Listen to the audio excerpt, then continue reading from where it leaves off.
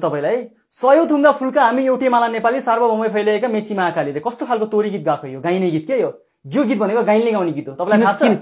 किन थाहा छ यो राष्ट्रिय गाना अहिले जुन गाना छ यो भनेको गाइने गीत हो किन थाहा छ सयौं थुङ्गा फुलका हामी एउटै माला नेपाली सार्वभौमै फैलिएका मेची महाकालीले सुगौली सन्धि पछिकै कुरा गर्छु म है सुगौली सन्धि हुनभन्दा पहिला नेपालको नक्सा यति लामो थियो सुगौली सन्धि भयो खुम्चेर यति भयो है मेची र महाकाली सुगौली सन्धि पछि पनि धेरै त्यस्ता जमिनहरू छ जो मेची खोला पारी छ धेरै त्यस्ता जमिनहरू छ जो के रे महाकाली पारी छ दोदारा चाँदनी गड्डा चौकी टनकपुर हैन कालापानी लिपुलेक लिम्पियादुरा है अनि त्यसपछि आएर झापा पानी ट्याङ्की हैन सुस्ता है यो यति सार्वभौमै फैलिएका मेची महाकाली सयौं थुङ्गा फुलका हामी एउटै माला नेपाली भनेर मान्ने हामीले गाउने भने त त्यो टेरिटोरी हैन त्यो राष्ट्रिय गानाले त यस्तो जनायो कि जो टेरिटोरी मेची खोला भित्र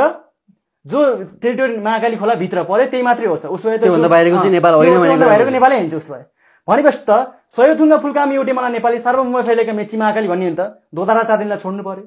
कालापानी लिपुलेक लिम्पियादुरा छोड्नु पर्यो टनकपुरलाई छोड्नु पर्यो गड्डा चौकीलाई छोड्नु पर्यो हैन पानी ट्याङ्कीलाई छोड्नु पर्यो सुस्तालाई छोड्नु पर्यो है अनि यो के हो एक किसिमले राष्ट्रिय गाना छोडिसक्यो भनेपछि नेपालले छोडिसक्यो कुनै यति एउटा संसारमा यति कुनै एउटा देश छ जुन देशले आफ्नो राष्ट्रिय आफ्नो इतिहास हुन्छ नि राष्ट्रको इतिहास त्यसलाई मिचिएर राष्ट्रिय गाना बनाएको छ त्यो नेपाल हो के सयौं थुङ्गा फुलका हामी एउटै माला नेपाली तर सार्वभौमै फैलिएका टिस्टा काँगडा हामी मेची महाकाली यो तोरी र गाइने गीत हो यो भनेपछि यसलाई